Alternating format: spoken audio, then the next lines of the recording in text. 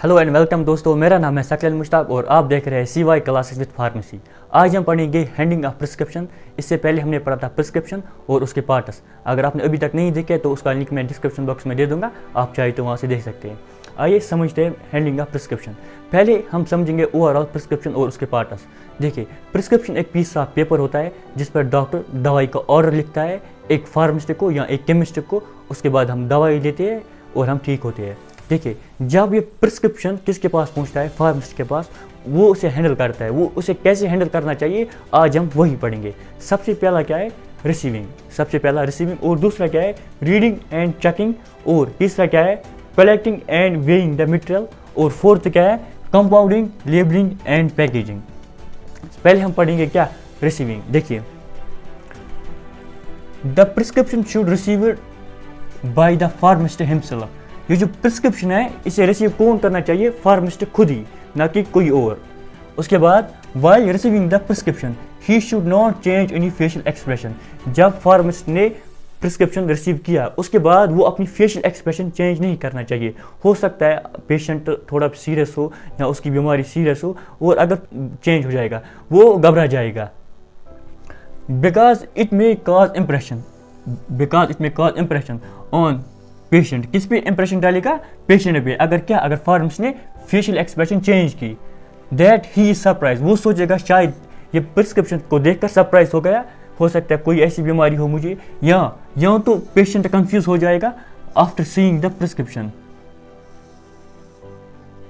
हो सकता है जब पेशेंट ने प्रिस्क्रिप्शन दिया फार्मासिस्ट को और फार्मासिस्ट ने अपना एक्सप्रेशन चेंज कर लिया, वो पेशेंट घबरा जाएगा। हो सकता है वो समझेगा शायद इसका जो प्रिस्क्रिप्शन है वो इसे समझ नहीं आया, या हो सकता है वो समझेगा मुझे कोई सीरियस प्रॉब्लम है इसलिए इसने ऐसा एक्सप्रेशन दिया।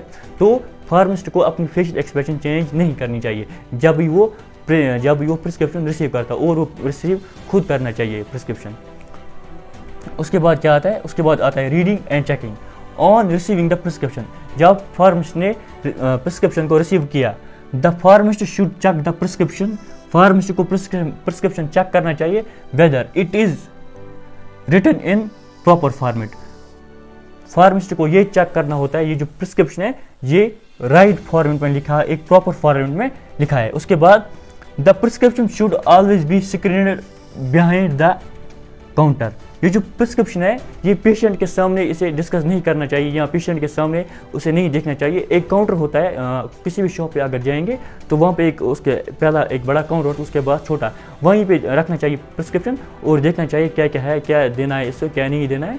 तो उसके बाद any doubt in case of prescription ingredient और drug direction should be discuss with another senior pharmacist. देखो, अगर फार्मासिस्ट को लग रहा है, हो सकता है फार्मासिस्ट प्रिस्क्रिप्शन को नहीं समझ पा रहा है, हो सकता है उसमें कुछ एब्रिविएशन लिखी हो, कुछ और लिखा हो जो उसे समझ नहीं आ रहा है, उसे क्या करना चाहिए, उसे किसी अदर फार्मासिस्ट को के पास जाना चाहिए, या सीनियर हो वो उसके पास जाना चाहिए और उससे मदद मांगनी चाहिए। या अगर सीनियर फार्मासिस्ट वहाँ नहीं है तो उसे डायरेक्ट डॉक्टर से बात करनी चाहिए। किसे, डायरेक्ट डॉक्टर से, ना कि पेशेंट से, but not with the patient के साथ नहीं। अब तक हमने क्या पढ़ा, एक तो पढ़ा रीडिंग और एक तो पढ़ा रिसीविंग और पढ़ा रीडिंग एंड चेकिंग। रिसीविंग क्या है, the prescription should be received by the pharmacist himself. While receiving the prescription he should not change any facial expression because it may cause impression on the patient that he is surprised और confused after seeing the prescription. उसके बाद reading की definition क्या है, on receiving the prescription the pharmacist should check the prescription whether it is written in proper format, or the prescription should always be screened behind the counter. Any doubt in case of prescription ingredient or drug direction should discuss with another senior pharmacist or doctor, but not with the patient. उसके बाद क्या आता है, collecting and weighing the materials। देखिए, before compounding the prescription, all the material required for it are collected on the left hand side।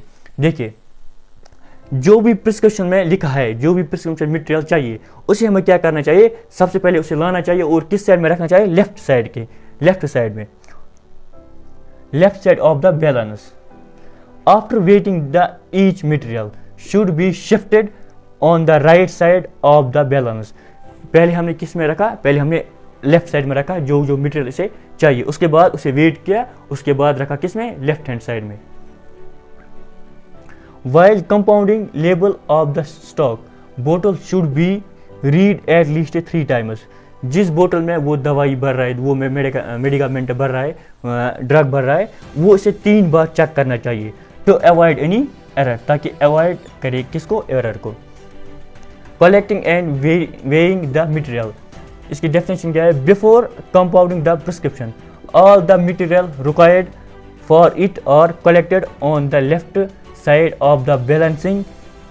After weighing the each material should be shifted on the right side of the balance. While compounding label of the stock bottle should be read at least 3 times to avoid any error. उसके बाद क्या आता है, compounding, labeling and packaging. देखिए, compounding should be carried out in neat place. ये जो compound है ये किसी साफ जगह पे होनी चाहिए.